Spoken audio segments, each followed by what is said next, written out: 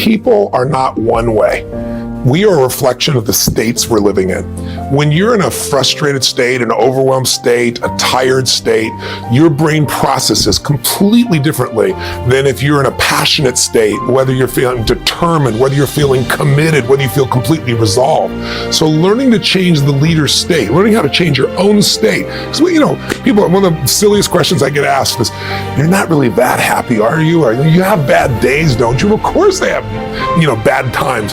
But I don't have bad days anymore, and it's not BS. It's because I've trained myself like an athlete to go in these peak states so often that they're just natural for me. It's like building a muscle. So it's not like I'm so smart or I'm just so positive. It's just like, why would I waste my time stressing out? I have a 90-second rule. I'll stress for 90 seconds, but stress is not going to solve it. Let me put myself back in a different state. I've been teaching for years that a radical change in your body instantly changes your biochemistry. 38 years I've taught it. 2 years ago at Harvard, they did a study, scientifically proven what I've been teaching all these decades, where they call it power postures. Yeah, the Wonder Woman stance. Yeah, standing like Wonder Woman or Superman for 2 minutes. Yep.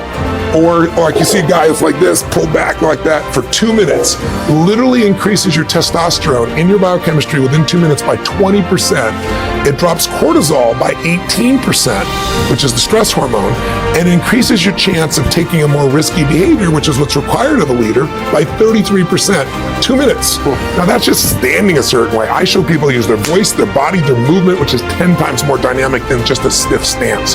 And when you change your state, your mental emotional state, you change your performance. There are people that are born and upbred, maybe born with more certainty, like people are willing to take more risks. There certainly are people of that nature.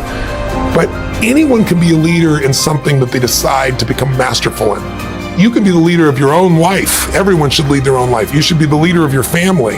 And so I think everyone can be a leader, but there are different types and different styles of leadership.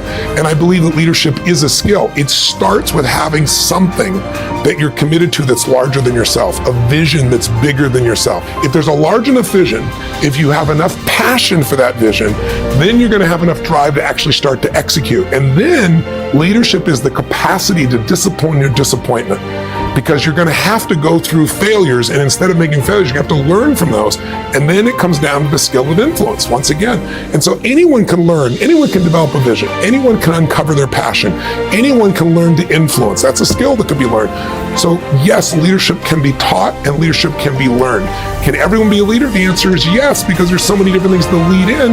And it's not a situation like you have to follow me for you to lead. I just have to know what it is I truly stand for. I always say there are two things that influence everyone. If you want to be a leader, you have to know how to change other people's states. A person is in a no state, a person's in an angry state, a person's in a frustrated state. You have to be able to influence their state, because if you change their state, you're going to change the result they get.